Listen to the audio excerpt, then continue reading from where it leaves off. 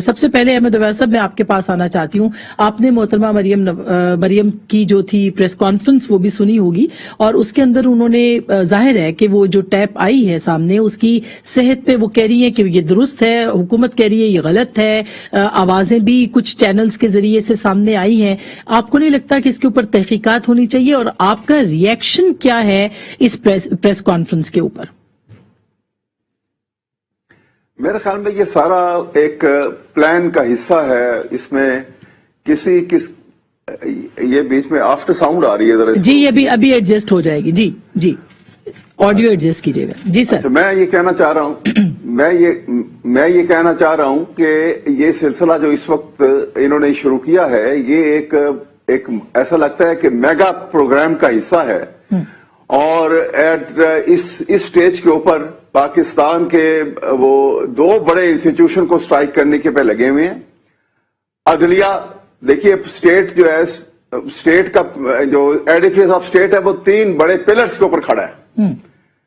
ये तमाम इमारत जो स्टेट की है उसमें तीन जो है पिलर्स हैं, एक पार्लियामेंट है, एक एग्जीक्यूटिव है, एक जुडिशरी है। जुडिशरी सबसे अहम पिलर है कि जो कि बैलेंस क्रिएट करती है दूसरे दो पिलर्स के दरमियान भी और सोसाइटी को जकड़ के रखती है, बांध के रखती है।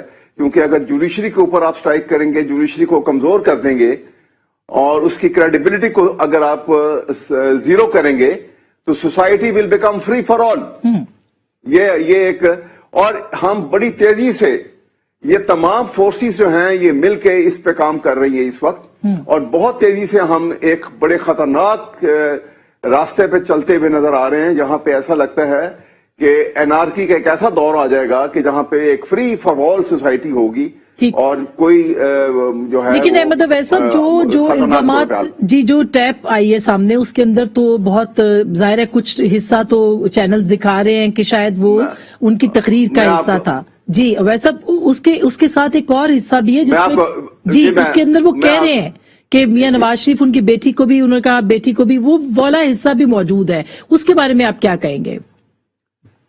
मैं आपको बताता हूं, देखिए ये सारी चीजें जो हैं ये बिल्कुल फैब्रिकेटेड हैं। अगर ये कहीं से फोरेंसिक रिपोर्ट लेते हैं तो ये फोरेंसिक रिपोर्ट देने वाले कौन हैं?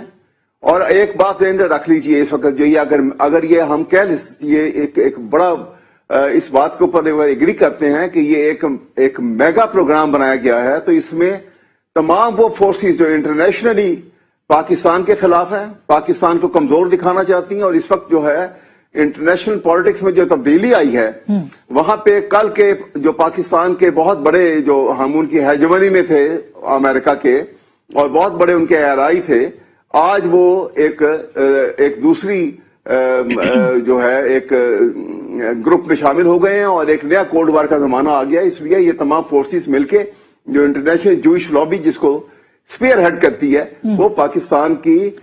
लेकिन वैसा इसका तो खुद हुकूमत इसमें से हवा निकाल सकती है अगर वो चाहे फोरेंसिक करवाना, वो चाहे जुडिशियल इंक्वायरी करना, क्या हुकूमत नहीं करनी चाहिए? जी सर। मेरे ख्याल में इसकी अभी हुकूमत शायद ये महसूस नहीं कर, लेकिन मैं एक आपको बात बड़ी जरूरी बताना चाहता हूँ। देखिए ये हैबिचुअली ऐसा करते हैं। अगर आप जरा से पीछे चले जाइए तो गौहर अयूब साहब जो कि नवाज शरीफ के दौर में फॉरेन मिनिस्टर भी रहे हैं और स्पीकर भी रहे हैं नेशनल असेंबली के, उन्होंने एक किताब लिखी, किताब आज भी मार्केट में मौजूद है, in the corridor of power. उस किताब में उन्होंने ये लिखा है कि जब 97 का वो हंगामा हुआ था और उस पर्टिकुलरली हंगामे के उन दिनों से कुछ दिन पहले नवाज शरीफ साहब ने उनको बाकायदा तौर के ऊपर ये पहली सजेशन ये दी कि प्रिविलेज कमेटी की तरफ से जो उस वक्त के चीफ जस्टिस थे उनको बुलाया जाए और नोटिस देके वहां पर हाजिरी के लिए।